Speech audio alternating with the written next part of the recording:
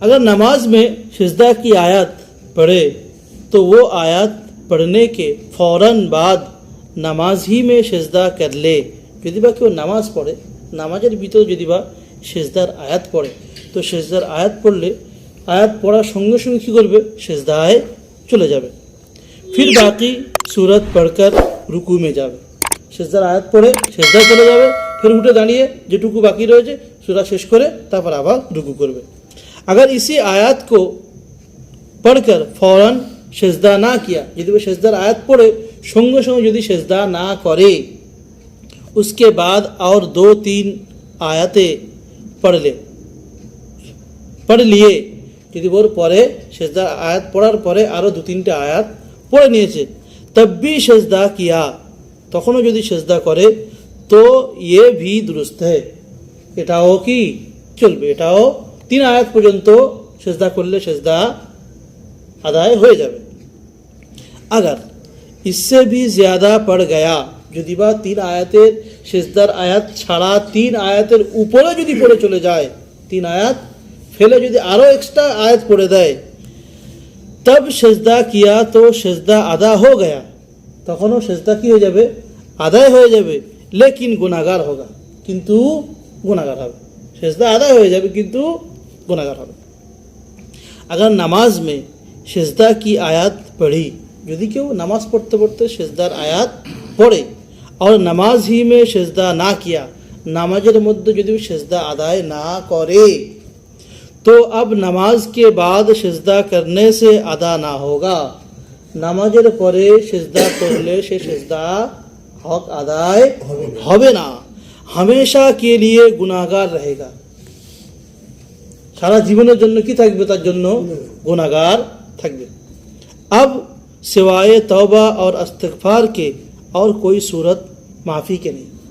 এরপরে এইটা এরকম যদি কেউ করে তওবা আস্তাগফিরুল্লাহ ছাড়া অন্য কোনো মাফির দরজা নেই। যদি বা আল্লাহ চায় মাফ করে দিতে পারে, আল্লাহ যদি মাফ করে দেয় তো মাফ, নচেত তোমার ঘাড়ে থাকবে। सिजदा की आयत पढ़कर अगर फ़ौरन रुकू में चला जावे, यदि বা কেউ সিজদার আয়াত পড়ে সঙ্গে সঙ্গে রুকুতে চলে যায়, সিজদার আয়াত পড়ে সঙ্গে সঙ্গে রুকুতে চলে যায় और रुकू में ये नियत करे, रुकुते গিয়ে নিয়ত করছে, কি করছে, मैं सिजदा तिलावत की तरफ से भी यही रुकू करता हूँ, যে আমি যে সিজদা আয়াতটা পড়েছি সিজদা তিলাওয়াতের যে সিজদা ওর জন্য এই রুকুটা আমি করলাম, মানে রুকুর পরে সিজদা করব, রুকুতে নিয়ত করে দিচ্ছি কি সিজদার জন্য আমি রুকুতে চলে এসেছি।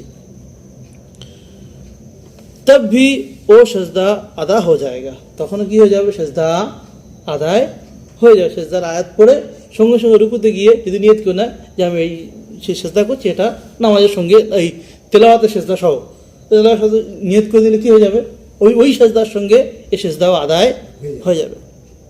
अगर इमाम हो तो मुक्तादियों की नियत भी ज़रूरी है, যদি ইমাম সাহেব করে এমন তাহলে ইমাম সাহেবের জন্য মুক্তাদিদেরও নিয়ত করতে হবে যে আমার পিছনে যারা আছে এদের সিজদার কি আদায় নিয়ত করতে হবে, ইমাম সাহেব হবে, यानी उनकी भी नियत करनी होगी, ওদেরও নিয়ত করতে হবে। इस रुकू में सिजदा तिलावत की भी नियत करता हूँ, এই রুকুতে সিজদা তেলাওয়াতের নিয়ত করছি আমার এবং পিছনে যত রয়েছে সবার, বুঝা গেল। और अगर रुकू में ये नियत नहीं की तो रुकू के बाद सिजदा जब करेगा तो उसी सिजदा से सिजदा तिलावत भी अदा हो जाएगा। যদি রুকুতে গিয়ে এমন নিয়ত না করে, রুকুতে গিয়ে ইমাম সাহেব নিয়ত না করে, মুক্তাদির নিয়ত না করে, যদি এমনিতে কি করে রুকু করে আর সিজদা যদি চলে যায় কি হয়ে যাবে, সিজদার সঙ্গে সিজদা আদায় হয়ে যাবে।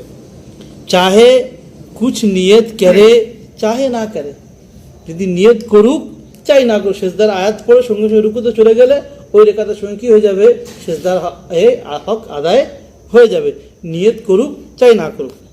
इस सूरत में मुक्तादियों की नियत की ज़रूरत नहीं, এই অবস্থায় মুক্তাদির নিয়ত করার কোনো প্রয়োজনও নেই। बेला उनकी नियत के भी अदा हो जाएगा, ওদের নিয়ত না করলেও সিজদা আদায় হয়ে যাবে।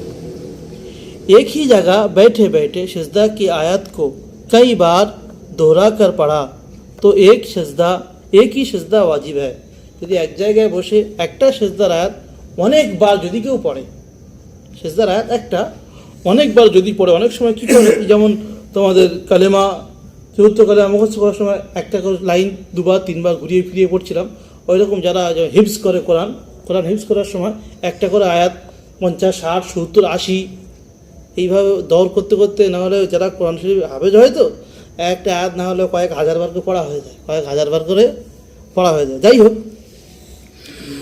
তো ওই রকম যখন কোনো জিনিস মুখস্থ করা হয় একটা আয়াত বারবার পড়তে হয়, সেজদার আয়াত হোক যে আয়াত হোক, যারা হিফজ করে তারা জানে ভালো। তো যাই হোক, তো ওই রকমই যদি বা কেউ এক জায়গায় বসে সেজদার আয়াত একটা আয়াত যদি বারবার পড়ে, তার জন্য সেজদা ওয়াজিব হবে কটা? একটাই সেজদা ওয়াজিব হবে। चाहे सब दफ़ा पढ़कर आखिर में সেজদা করে, সে চাইলে সব পড়ে নেওয়া পড়া হয়ে গেলে শেষে একটা সেজদা করে দেবে, ইয়া পহলি দফা পড়কর সেজদা করে, বা প্রথমে একবার আয়াতটা পড়ে সেজদা করে নে তারপর পড়া শুরু করে দেবে। প্রথমে কী করবে? সেজদার আয়াতটা একবার পড়ে সেজদা করে নিল, নিয়ে বসে পড়, ওই সুর চালু হয়ে গেল, সেজদার হকটা আগে আদায় করে দিতে পারে। इसी को बार बार दोहराता रहे, और अगर जगह बदल गई तब उस आयत को दोहराया, যদি বা জায়গা চেঞ্জ করে এবং সেই আয়াতটা অন্য জায়গায় গিয়ে আবার পড়ে, মানে এখানে পড়েছে সেজদার আয়াতটা, পড়ার পরে এখান থেকে উঠে গিয়ে ওখানে গিয়ে আবার পড়েছে, মানে জায়গা পরিবর্তন করে আবার সেখানে গিয়ে ওই আয়াতটা সেজদার আয়াতটা পড়েছে। या तीसरी जगह जाकर वही आयत पढ़ी, फिर আরেক জায়গায় গিয়ে তৃতীয় জায়গায় গিয়ে সেখানে গিয়ে ওই আয়াতটা আবার পড়েছে। इसी तरह बार बार जगह बदलता रहा, এইরকমভাবে বারবার জায়গাকে পরিবর্তন করতে থাকে, এখানে একবার সেখানে একবার সেখানে একবার, সব জায়গায় যাচ্ছে ঘুরে ঘুরে, সব জায়গায় গিয়ে ওই আয়াতটাই পড়ছে, একটা আয়াত পড়ছে কিন্তু ঘুরে ঘুরে সমস্ত এ জায়গায় ও জায়গায় সে জায়গায় যে ক জায়গায় যাবে।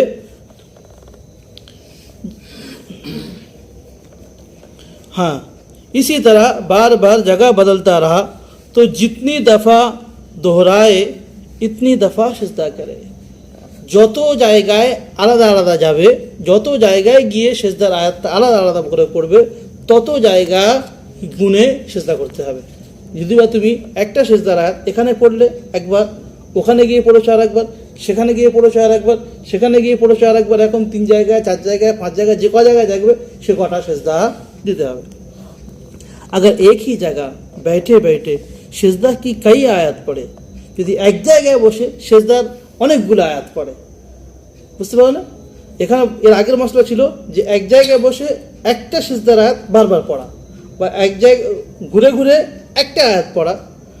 এখানে বলছে যদি এক জায়গায় বসে অনেক কটা সেজদার আয়াত পড়ে, যেমন 14টা সেজদার আয়াত, 14টা পড়লো বা 2টো পড়লো 3টে পড়লো, যদি এক জায়গায় বসে অনেকগুলো আয়াত পড়ে, एक ही जगह बैठे बैठे সেজদা কি আয়াত কই আয়াতে পড়ে, যদি সেজদার আয়াত অনেকগুলো পড়ে, একটা হতে পারে, 2টো হতে পারে, 3টে হতে পারে, 4টে হতে পারে, মানে একের অধিক, তো भी जितने आयत पढ़े इतने সেজদা করে, যতগুলো সেজদার আয়াত পড়বে অতগুলো সেজদা করতে হবে, যতগুলো সেজদার আয়াত পড়বে অতগুলো সেজদা করতে হবে, তবে সেজদার হক আদায় হবে। তুমি এক জায়গায় বসে পড়ছো, যদি 4টে সেজদার আয়াত পড়ো, তুমি বলবে একটা সেজদা দেবো না, 4টে আয়াতের জন্য 4টে আলাদা সেজদা দিতে হবে। বোঝা গেল? ইনশাআল্লাহ।